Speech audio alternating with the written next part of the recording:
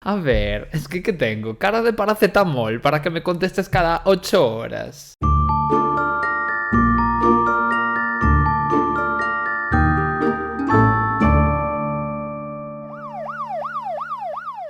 Muy buenas, yo soy Yayo. ¿Y yo soy Coral? ¿Y en serio estáis escuchando Sofá, Manta y Crimen? No, a ver, en serio, para de insultar a nuestro podcast. Venga, di ya tu frase tonta.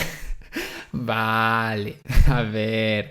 Y estáis escuchando Sofá, Manta y Crimen, un podcast creado por mí y una chica aleatoria que bien podría ser un saco de patatas. ¿Perdón? No, mira, creo que quedaría mucho mejor así. Un podcast creado por mí y un despojo humano que apenas tiene la capacidad de hablar y respirar al mismo tiempo. La verdad que me gustaba más como lo había dicho yo. Eres idiota. Ah, por cierto, ¿viste la gente que nos puso? Oye, me salen anuncios de Fanta en Spotify y Fanta no se está pagando nada, reclamarles el dinero. Ay, sí que lo vi. ¿Puede ser gente más chula? Es que no se puede, porque es que la gente que nos escucha solo piensa en la primera frase que dijimos en este podcast, en verdad, la de queremos ser millonarios, y ellos hacen lo imposible por conseguirlo. Ya, un detalle por su parte, la verdad. Gente encantadora, Sí. sinceramente. Y bueno, empezamos ya si quieres, ¿no? A ver, ¿qué nos traes hoy? Bueno, pues vamos allá. Entonces, que mi caso de hoy es de un país del que pocas veces hemos hablado en este podcast, aunque tampoco es la primera vez. Estoy refiriéndome a Francia. Mi país favorito y el país más odiado por la gente Por de la España. faz de la, no, por todo el mundo. No, me encanta No hay Francia. nadie. No hay, bueno, Francia a todo el mundo le encanta. Los franceses. Ya, ¿por qué? No lo entiendo, no lo entiendo. No sé qué tiene la gente contra los franceses. No participo en este debate. Yo tampoco, yo no participo No, contra el pero digo que odio. yo no participo ni a favor ni en contra. Tú a favor. Yo a favor de ellos. Bueno, supongo que todo ser humano que está escuchando este podcast conoce ya este caso porque en verdad siento que es súper conocido, pero como yo vivo debajo de una piedra criminalmente hablando, Criminalmente hablando. pues para sorpresa de absolutamente nadie, yo no conocía este caso. Así que bueno, si hay alguien que sea como yo, que se prepare porque se vienen muchas cositas. Se vienen cositas. Muchas. Vale. Mi protagonista de hoy se llama, Michel Fourniret. Bueno, no sé cómo se pronuncia, pero Michel. Yo le voy a llamar Michel. Sí, yo a veces me salto los apellidos, ¿para qué mentir? No, pero es que seguramente es Michel o, ¿sabes? Yo qué sé. Ya. Pero Michel, para los colegas. Este paisan nació en 1942 en Francia, en un pueblo, pequeñito que está muy cerca de la frontera con Bélgica y que estaba en una región que se llamaba Ardenas. Esta zona, me paro en el nombre por algo. Vale, es que no entendía. Esta zona toda me refiero, es un poco en donde se van a desarrollar los acontecimientos de este caso, en Ardenas, por eso Vale. me paro. Bueno, Mitchell, cuando era pequeño, era un niño súper tranquilo y muy inteligente, por encima de la media, me refiero. O sea, como yo. Sí, igualito. Bueno, no encajaba demasiado entre la chavalada de su época, porque mientras sus compañeros de clase y tal, pues se dedicaban a jugar al fútbol todo el día, pues a Michel le encantaba leer, jugar al ajedrez y escuchar música clásica. Que quiero decirte, ya es raro o poco usual en un niño de hoy en día, imagínate, pues del 1940 y pico. Sí. Entonces, por este motivo estaba un poco aislado, la verdad. De hecho, los niños todos, que ya sabemos que son más malos que tener diarrea con tos, se reían de él a sus espaldas y se burlaban, como de lo mal que se le daban los deportes. Hasta ahora ya sé que estoy describiendo la infancia de cualquier homosexual promedio, pero no van a ir por ahí los tiros. Tranquilidad, todo el mundo. Ah, que si no le gusta el fútbol tiene que ser gay. Sí. No, Pensé pero... que ibas a decir, no, eso no. No, Vale. para mí no, pero para el 99% de los niños que van a un colegio público o privado, colegio. da igual, a un colegio. Da igual. Sí. Que existen en la tierra. Que existen en plan, hoy no le gusta el fútbol, automáticamente pues come lo que Bueno, sabemos que basta. come. Es un niño. Bueno, el caso, ya digo, yo no voy a participar de ese debate porque los culpables ahí son los padres. Sí. El caso es que este bullying que le hacían a Mitchell obviamente le afectó mucho y poco a poco, pues fue creando como una personalidad muy introvertida. Además estaba súper resentido, en verdad, contra todo el mundo por el bullying que le habían hecho. Y eso se notaba todo el rato en el tipo de relaciones sociales que iba, como construyendo a medida que iba creciendo. Vale. Pero es que encima este no fue el único problema que tuvo Mitchell en su infancia, porque al parecer su familia era absolutísimamente disfuncional. Cero sorpresas en este podcast. Cero sorpresas. Por ejemplo, su padre era alcohólico y nunca estaba en casa. A veces desaparecía incluso días o, ¿sabes?, semanas. Bueno, en plan, desaparecía el señor. Pobre. Y cuando volvía estaba en un estado absolutamente lamentable. Pero es que su madre no era mucho mejor porque desde que Mitchell tenía 4 o 5 años, su madre abusaba sexualmente de él. ¿Perdón? Sí, sí. Y además era muy violenta No. físicamente con todos sus hijos. Y se pasó toda su infancia sufriendo estos abusos. Quiero decirte, el pobre chaval. Sin que ni siquiera fuera... O sea, quiero decir, ni siquiera fue cosa de 1 o 2 años que ya se vería suficientemente grave. Es que se tiró Hombre. así toda la infancia. Ay, Dios mío, qué horror. Perduró muchísimo en el tiempo. Bueno, pues después de todos estos traumas, en los años 60, Mitchell se alistó en el ejército francés en la etapa, bueno, como de la guerra de independencia de Argelia, perdón, de Argelia, que de aquellas aún formaba parte de Francia, en plan, era como una colonia, me refiero, y fue una guerra absolutamente terrible, con lo cual otro trauma más que sumar a la vida de Mitchell, con la tontería. Qué horror. Vale, pues cuando volvió de la guerra se puso a trabajar de carpintero. Y después de dibujante industrial, y después de electricista, e incluso de supervisor en una escuela infantil, que este fue como el trabajo que más tiempo le duró. Quiero decirte, ella multidisciplinaria, ella pluriempleada como tú, como tu actividad favorita. Bueno, pues vamos allá con los primeros problemitas que nos encontramos en este caso. Como te gusta hacer casos con infancias disfuncionales. Siempre. Bueno, en el año 1963, Mitchell conoció a una chica súper, pero súper guapa y simpática que se llamaba Annette. La conocía yo en persona. No, pero por lo que leí de ella tenía que ser una persona chulísima. Sí. La verdad que sí.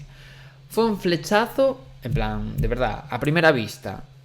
Porque al poco tiempo de conocerse se casaron y tuvieron un hijo. Pero ¿qué pasa? Que Mitchell hizo un terrible descubrimiento, terrible, en plan, increíblemente horrible, A ver. sobre su mujer, que lo cambió todo. Descubrió que no era virgen. ¿Cómo puede ser? ¿Cómo osa mantener relaciones sexuales libres y consentidas como si una mujer pudiese ser dueña de su propio cuerpo? ¿Quién te crees que eres, libertina? Bueno, en fin. No hay que olvidarse que el contexto es me refiero de año, es el que es, Sí. y estamos hablando de los años 60, pero bueno, no deja de ser horrible que esto pueda suponer un problema para absolutamente nadie, sea el año que sea. Pero el caso es que Mitchell no pudo soportar el hecho de que su mujer hubiese mantenido relaciones sexuales con otros hombres. Madre mía. No lo pudo soportar, te lo juro, antes de conocerlo. O sea, en este dato que yo estoy diciendo no es como un comentario así aleatorio, no. En esto se va a basar absolutamente todo mi caso. Es que, a ver, no sé, trátate esa cabecita. Yo, mira, de verdad, Tus problemillas, ¿sabes? yo no doy crédito, pero ya digo, esto es que le generó un trauma tal que es el protagonista absoluto de toda esta historia, este dato. Madre. Vale, pues a Pues pesar haberle preguntado antes de darle un besito. ¿Eres virgen? No, pues te vas y ya está. Claro, mira. digo yo. Y ya te buscas a una virgen si es tu fin en la vida. Eso pasa por asumir cosas. No se pueden asumir cosas nunca. Nunca. O sea, hay que Cosas, preguntar. jamás. Preguntar todo. Todo. Vale, pues a pesar de todo, Mitchell no se divorció directamente de su mujer Annette. Pero bueno, que ya os digo que esto fue un problema gordísimo y Mitchell se pasó los siguientes años obsesionado, pero obsesionadísimo, con la idea de encontrar mujeres vírgenes con las que poder mantener relaciones Ay. sexuales y así recuperar esa pureza que bajo su criterio había perdido su mujer. Sí que le había quedado trauma, sí. En fin. De esta forma, en 1967 llegó su primer problema legal por este motivo. Porque una chica menor de edad lo acusó de manosearla en la calle. Y en ese momento Mitchell tenía ya 25 años, quiero decirte. Y la chica que lo acusó en ese momento tenía 16. Ay, señor, O sea, ¿qué hace, por Le favor? sacas 10 años. Por favor. Eres un asqueroso. Bueno, pues se tiró así desde 1967 hasta 1973, con constantes acusaciones por agresiones sexuales por parte de mujeres a las que violaba, observaba mientras ella mantenía relaciones con otros hombres, Ay, no. o las agredía de alguna forma, ¿sabes? Algún Por tipo de agresión favor. sexual de la índole que sea. Sí. Y en todas esas acusaciones, Mitchell iba como librando, ¿sabes?, de pisar la cárcel, pero en una de ellas fue condenado a 8 meses de prisión y cuando salió de la cárcel, pues evidentemente su mujer Annette le pidió el divorcio porque no podía creerse que su marido, que ya lo veréis en foto, pero tenía un aspecto súper tranquilo e inofensivo, si mi yo del futuro está trabajador en el momento de editar este vídeo, quiero decir, no tenía pintas como de que fuera a atacar a niñas porque, yo qué sé, encima eran niñas porque todas eran menores de edad. ¿Y que no te lo quieres creer de tu marido, que es un... No. Pero digo que tenía un desubicado? aspecto como muy inofensivo, de verdad. En plan, si tú lo vieras no dirías... "Uf, Sí, como casi todos los protagonistas de estas también es historias. verdad". Bueno, pues después de este divorcio se tiró varios años más con la misma movida, o sea, violaciones, agresiones y voyerismo a mujeres menores de edad que él consideraba vírgenes, para así dar rienda suelta a su trauma. Claro. Hasta que en 1979 conoció a otra pobre desgraciada a la que mintió, o al menos no le contó todo su pasado de agresor sexual. Normal, a ver. Por lo A lo que mejor no sea. querías asustarla, que echase a correr. Yo correría desde luego. Hombre. Esta chica se llamaba Nicole y ya digo, no tenía ni idea de lo que había sido acusado Mitchell en el pasado, ni de todo lo que seguía haciendo casi diariamente, porque seguía haciéndolo. Ya. Vale, pues al poco de conocerse, otra vez, Mitchell y Nicole se casaron y tuvieron además 3 hijos, Ay, aparte de no, uno. pobre Nicole. 2 de ellos mellizos. Así que con la tontería Mitchell tenía ya 4 hijos biológicos. Claro. Aunque en verdad Nicole no tenía ni idea, claro, de la existencia del 4.º hijo, porque su anterior esposa, Annette, se lo había llevado, en plan, quiero decir, se lo había llevado con En ella. plan, huyo antes de que le hagas Obviamente. algo. Y nunca más se supo de esta chica, así que Nicole, ya digo, desconocía este dato, esta info por completo. No, y casi lo conocía también Mitchell. Ya. Porque total, le daba igual conocerlo o no conocerlo. Se piró. En plan, hasta luego. Se piró y el otro no se preocupó en ni un solo segundo. Bueno, Ya. la movida es que a ojos de la sociedad y de la propia Nicole, Mitchell y ella tenían un matrimonio idílico. Quiero decirte, no les faltaba el dinero, aunque tampoco fueran multimillonarios. Tenía 3 hijos súper buenos y bien educados, y ellos dos, como matrimonio, lucían felices y tal, ¿sabes? Pero nada más lejos de la realidad, porque en 1984 Mitchell tuvo que dejar de fingir cuando fue acusado. 1984, tú date cuenta de los lapsos temporales que te voy diciendo, o sea que pasan muchos años entre unas cosas y otras. Sí. Pues Mitchell tuvo que dejar ese año de fingir cuando fue acusado de más de una docena de agresiones sexuales de todo tipo a niñas de menores de edad, en la región de París concretamente fue esto. Qué horror. Bueno, pues al parecer se iba cada pocos días a esa zona, a la zona de la región de París, quiero decir, a buscar mujeres vírgenes a las que poder agredir. Y como todo esto ocurría lejos de donde Mitchell y Nicole vivían, a ver, lejos me refiero no a 25.000 kilómetros, pero quiero decir a más de una hora de distancia, lo que sea, pues entonces como que no llegaba a los oídos de Nicole ni de nadie de su entorno. Pero claro, obviamente eso cambió cuando Mitchell fue acusado por la policía y fue juzgado por ello. Claro, y su novia se enteró de todo. Obviamente, porque este señor iba a ir a la cárcel.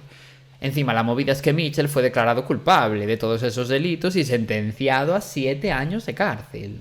Entonces, Madre, obviamente ya. se enteró de todo. De los que cumpliría solo 3, por cierto. Pero bueno.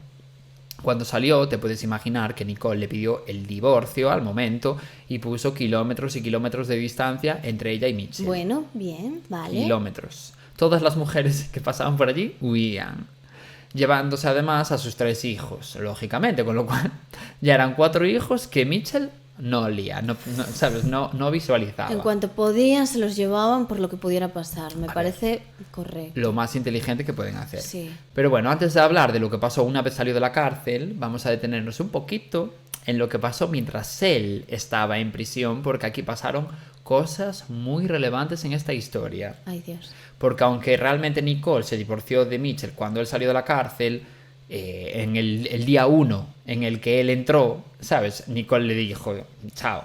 Ya, que le dio pasaporte al momentito. Claro, solo que no lo habían como oficializado hasta que él salió. Pero bueno. Ya, a ver, a lo mejor ella dijo, qué suerte que este personaje entre en la cárcel, que por fin me libro de él y no puede venir a mí, porque claro, estás dentro, no tienes opción de Exactamente. intentar recuperar a tu novia. Bueno, pues antes de hablar, ya digo eso, de lo que pasó tal, por un lado vamos a hablar de que Mitchell, a pesar de todas las burradas que había hecho, Parece ser que cuando llegó a la cárcel se tranquilizó muchísimo, vale. como les pasa a todos los que entran en la cárcel. Me refiero que aquí tenemos hablado muchas veces de psicópatas, sociópatas y demás, que son horribles fuera de la cárcel, llegan a la cárcel, oye, magia de repente, Ya. desde el día 1, un comportamiento espectacular, no sé qué, y luego salen y la vuelven a liar, ¿no? Sí, porque mucha gente se piensa que esa gente está loca, que tal, que no sé qué, pero es que lo peor es que es gente normal, que tú nunca sospecharías. Y No. ahí está el problema, que parecen seres completamente normales. Claro, pero el caso es que este señor pues sabía disimular muy bien Claro. sus cositas.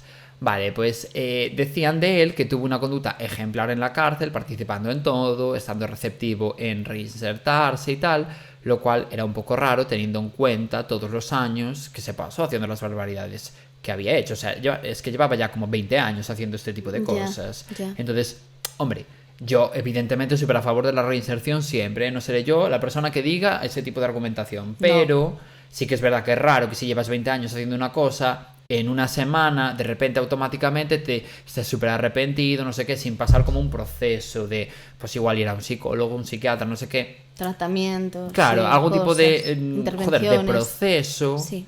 que haga que tú efectivamente puedas llegar a arrepentirte, pero de un día para otro, pues a No. mí me huele un poco raro. ¿Qué Huele quieres que mal, te diga? sí. A mí- Huele a estar fingiendo. Exactamente.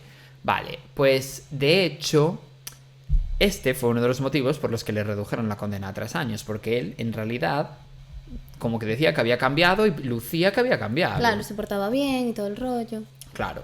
Pero además, el hecho de estar reinsertándose también hizo que le permitieran desde la cárcel publicar un anuncio por palabras Ah. en una revista semanal católica que se llamaba Le Pelerín, o como se diga, Ah, para buscar churri. para buscar churri. El mensaje que publicó fue, y cito textualmente: prisionero desearía mantener correspondencia con persona de cualquier edad para olvidar soledad. ¿En serio? Sí, sí.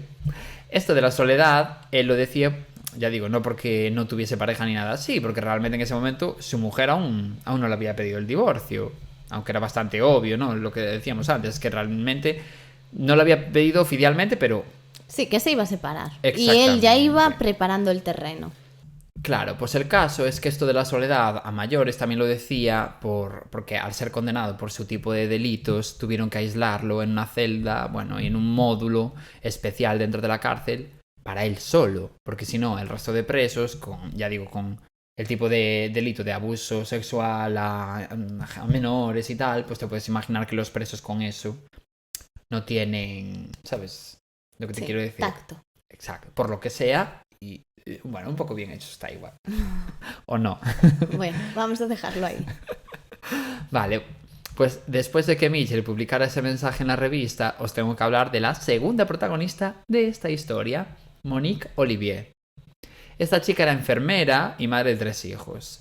Todas las semanas recibía la revista católica esa en casa, Le Pelerín, pero nunca se había fijado realmente en los mensajes que ponían ahí los presos. No sabía ni que los ponían siquiera. Ya.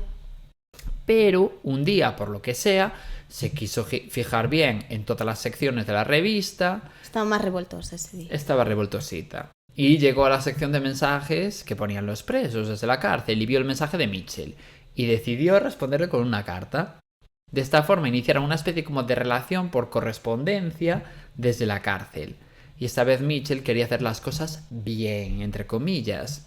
Estaba harto como de callarse todas las barbaridades que había hecho y que al final, cuando sus esposas se enteraban, huyeran.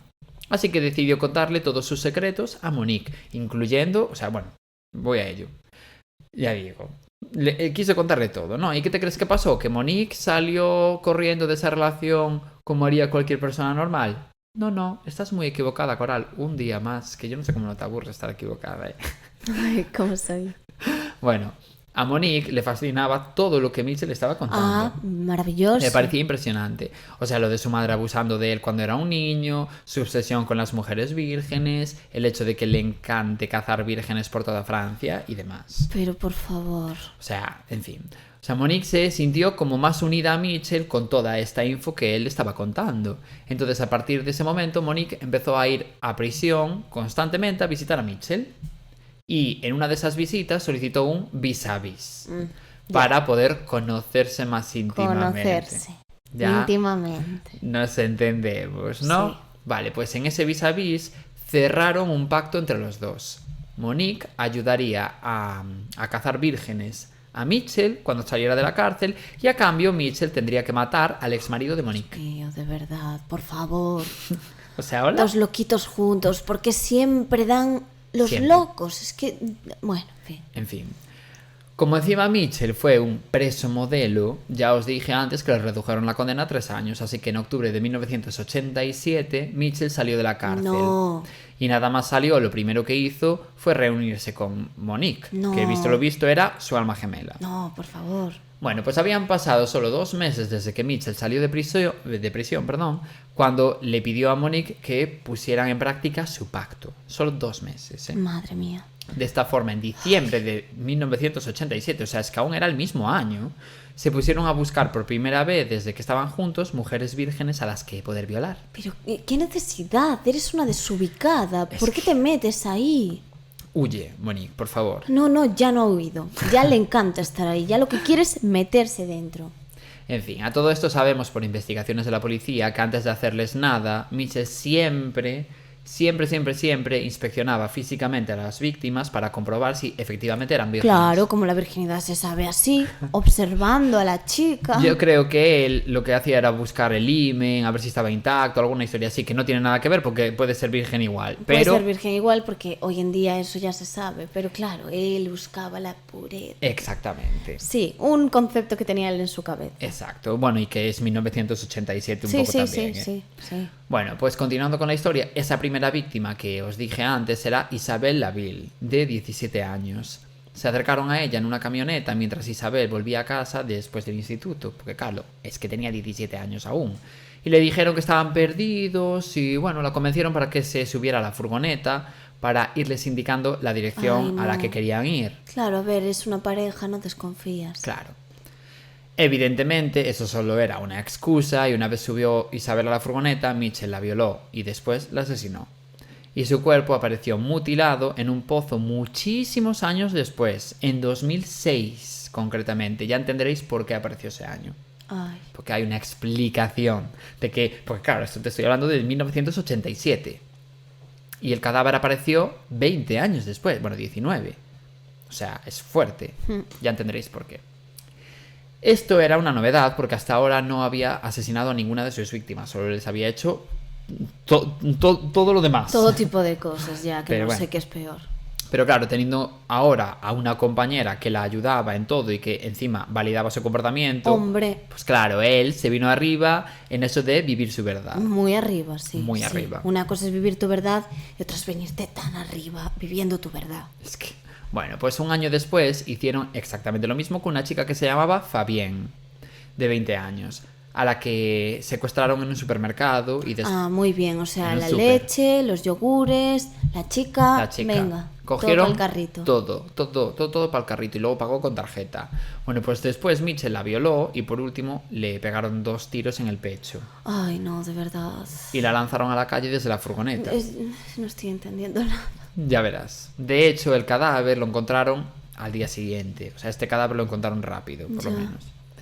Después de estas 2 víctimas, Mitchell y Monique decidieron que efectivamente eran uña y carne y se casaron. Porque aún no se habían casado y dijeron, ¡Ah! Dios, me encantó esta experiencia, no sé qué, vamos a casarnos. Bueno, mejor invertir el tiempo en casarse y cosas de ellos que en matar a gente. A ver, sí, me quiere parecer un poco mejor, eso es verdad. Bueno, pues después de casarse tuvieron un hijo juntos y decidieron comprarse, atención, un castillo. Un castillo muy viejo en un bosque francés que estaba cerca de la frontera con Bélgica. ¿Qué bosque era ese?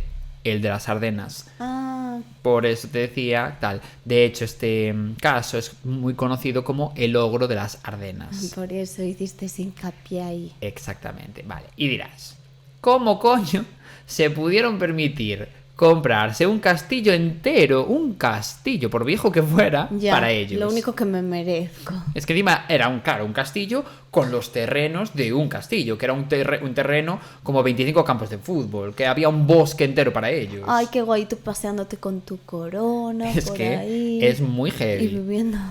Una vida de película. Bueno, pues Mitchell, Saludando así, como los reyes. ojalá, siendo la princesa de Genovia. Sí. Bueno, pues Mitchell de tonto tiene lo que tú de rubia natural, así que parece ser que el castillo lo compró con dinero robado a un ladrón de bancos que conoció en la cárcel. ¿Hola? Que de hecho en algún momento de su vida, o sea, quiero decir, en la cárcel estaba aislado, pero en algún momento tuvo un compañero. Pues uno de esos compañeros había robado muchos bancos y tenía como dinero guardado. Muy bien. Y le robó el dinero. Y punto. ¿Quién robó a un ladrón? En fin. Bueno, pues buscó a la esposa de este compañero de celda, este que te digo me refiero, y una vez descubrió en dónde estaba, fue a su casa, descubrió en dónde tenía escondido el dinero y después la asesinó. Vale. En este caso no la violó porque como no era virgen, Claro. no le valió, solo la asesinó. Claro, o sea, tú descubriste dónde estaba, cogiste confianza con él y fuiste allí, que él estaba en la cárcel, imagino, en ese momento. Evidentemente, Vale. estaba la mujer, tenía el dinero guardado, le robaste, la asesinaste Madre y mía. compró el castillo con eso. Uf, también el ladrón, a ver, En fin. ¿cómo se lo dices? Vale, pues ahora que ya tenía el castillo, pudieron seguir con su vida de absolutos monstruos. De esta forma, en 1989, o sea, un año después de su última víctima, Mitchell y Monique secuestraron a una niña de solo 12 años que se llamaba Elizabeth Brishet, en una ciudad de Bélgica que se llamaba Namur. O sea que podemos decir que encima este caso traspasó fronteras, era internacional. Vale. Bueno, pues después de secuestrarla, la llevaron al castillo ¿no? Ay. Y Mitchell la violó repetidas veces y después la asesinó. Pero ojo, porque el cadáver de esta niña no fue encontrado hasta, atención, 14 años después. Hasta 2003. Claro, y todos los años que te pasas buscando a la Claro. niña. Que de hecho la encontraron enterrada en los terrenos gigantescos del castillo. Ya. Bueno, y poco después de secuestrar a Elizabeth, hicieron lo mismo con una chica de 22 años que se llamaba Jean-Marie. El cuerpo de esta chica, que por supuesto también fue violada y después asesinada, también lo encontraron enterrado en la finca del castillo. Y en 1990 le hicieron lo mismo a una niña de 13 años, que se llamaba Natasha. Y bueno, en este caso el cadáver, en vez de enterrarlo en la finca, lo enterraron en una playa. Vale, ok. Ya. Y bueno, siguieron así durante muchos años más, porque encima desde que tenían el castillo era, claro, su sitio perfecto para dar rienda suelta a sus locuras sin que nadie supiera nada, porque es que era enorme. Bueno, pues hicieron absolutas barbaridades con chicas como Celine de 18 años, Manjana también de 18, y así una larguísima lista de mujeres de entre 12 y 30 años que fueron enterradas en la finca del castillo que usaban ya como si fuera un cementerio. Su modus operandi era el siguiente. Se llevaban a su hijo, el hijo que tenían en común, en la furgoneta para dar la imagen como de familia perfecta y confiable, y a veces fingían incluso que su hijo estaba enfermo y que necesitaban que la niña a la que querían secuestrar les ayudara a llegar a un hospital cercano. Claro, a ver, das confianza. Encima, lo que decíamos antes, pareja, y encima con un niño. Claro. Otra de las tácticas que tenían era que Monique condujera la furgoneta sola, recogiera a alguna chica que hiciese autostop en la carretera, después verían en esa misma carretera a Mitchell con un bidón, ¿sabes?, vacío de gasolina y pararían para llevarlo a una gasolinera cercana. Y claro, después ya harían todo lo que te puedes imaginar con esa pobre chica. Sí, que lo utilizaban a él como anzuelo y ya tenían el plan montado. Claro. Bueno, más adelante en la historia, en las autopsias a todas estas chicas, la policía descubrió que Mitchell, para matarlas, las estrangulaba, a veces les disparaba, otras les inyectaba aire en las venas para provocarles un infarto, otras les clavaba un destornillador, en fin, barbaridades. Incluso a una de las chicas les practicó necrofilia, o sea, la violó mientras estaba ya muerta. A ver, cero sorpresas con este señor, la verdad. Ya. Bueno, a todo esto Monique siempre observaba todo lo que Mitchell hacía y después recreaban ellos dos esas escenas en su vida sexual. Mira, de verdad, o sea... Y bueno, en fin, se tiraron así años y años, hasta que en 2003 todo cambió. Tío, sí que habían pasado años. Es que es lo que te voy a decir. Tú mira que el año que te estoy diciendo es 2003. Quiero decirte, Ya. Habían pasado como 30 años. No entiendo cómo no los pillaron. Bueno, pues, o sea, desde que estaban juntos 20, pero quiero decir, desde que Mitchell empezó a hacer cosas, 30 o 40 años. Ya. Bueno, pues en 2003 Mitchell engañó a una niña de 13 años para que se subiera a su furgoneta, como siempre, y se pusieron en dirección al Castillo de los Horrores. La niña estaba ya en la furgoneta con las manos atadas y la boca cubierta con un trapo, así que Brian prácticamente no podía moverse. Mitchell le iba diciendo por el camino que iba a violarla, bueno, vamos, que no ocultaba en ningún momento sus intenciones. Y de hecho le iba diciendo que era el mayor pedófilo de Francia, mucho más pedófilo que Marc Dutroux, o como se diga, que es el caso este del que ya hemos hablado en este podcast, y bueno, como que para Mitchell era un poco su competencia en cuanto a niveles de monstruosidad. Mira, qué horror. El caso es que esta niña en algún momento pudo morder las cuerdas con las que estaba atada y poco a poco se pudo ir soltando. Ay, qué jefa. De forma que en cuanto la última cuerda se rompió, saltó, bueno, de la furgoneta y se puso a correr hasta que otro coche la vio y, claro, paró para preguntarle si necesitaba ayuda. Ay, por fin pasa algo bueno. Menos en esto. mal. Sí. Bueno, obviamente la niña le contó todo al conductor de este coche y el conductor la llevó a una comisaría cercana que había por allí por la zona, ¿no? En donde la niña dio muchos datos sobre Mitchell y sobre Monique, y además la matrícula de la furgoneta, quiero decirte. Ah, vale, también iba Monique con ellos. Sí, Otra vez. ¿Cómo no? Y bueno, y de esta forma pues pudieron identificar tanto a Mitchell como a Monique sin problema ninguno.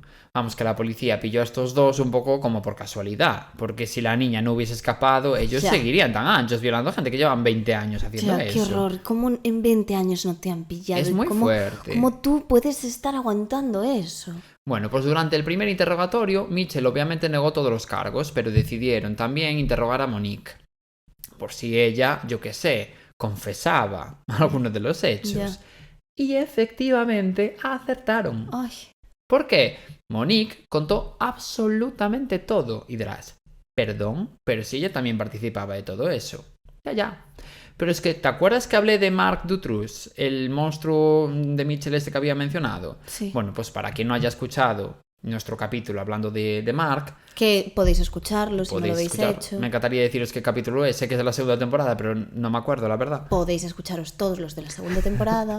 Bueno, pues este señor, Marc, fue un pederasta belga que también que de hecho se le llama monstruo belga, y que también había sido ayudado por su pareja, también era pederasta, y su juicio acababa de ser poco tiempo antes del interrogatorio de Mitchell y Monique. Por eso se comparaba con él. Claro. Y en ese juicio, a la pareja de Marc, me refiero, se le imputaron muchísimos delitos a la pareja por ayudar a Marc a hacer todo lo que hizo. Ya veo por dónde vas. Así que Monique tenía eso en mente cuando la interrogaron y como no quería que le cayeran tantísimos años de cárcel como podrían caerle, decidió romper su pacto con Mitchell y confesar todos sus delitos para así ella librarse de algunos años de cárcel, aunque algo siempre le iba a caer, pero Sí, tal. Lo menos posible. Claro, de esta forma Monique lo confesó absolutamente todo y todas las niñas a las que Mitchell había violado en los últimos 15 años, bueno, pues, o sea, confesó quiénes eran y contó todas las que habían sido y dónde estaba cada uno de los cadáveres. Claro,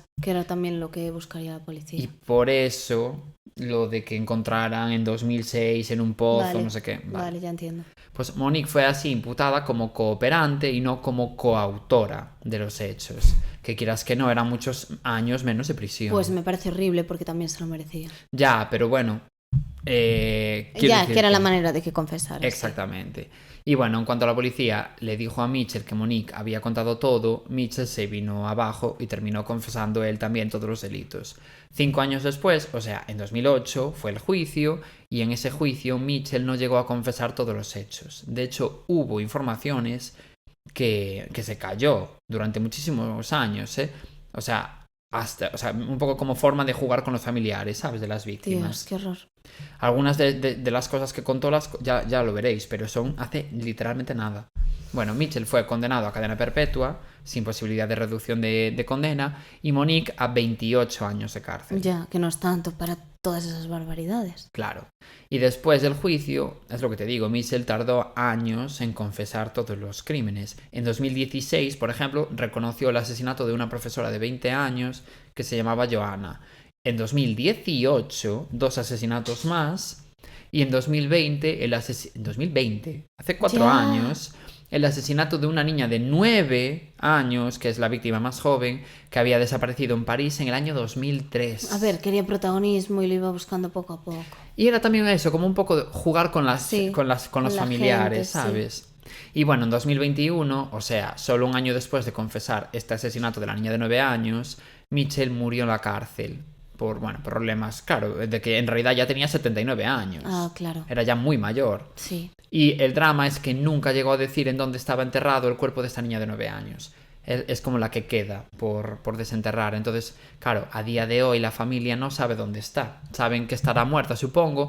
Llevaban 20 años sin saber en dónde está, que ya era suficiente calvario.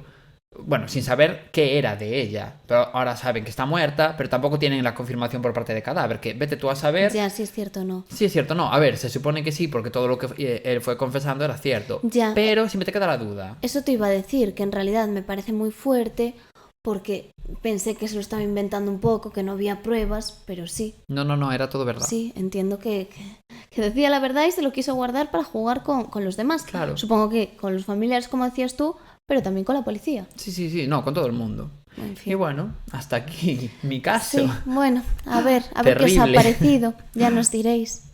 Y nada, hasta la semana que viene y gracias por escucharnos otra semana más. Exactamente. Venga, chao. Chao.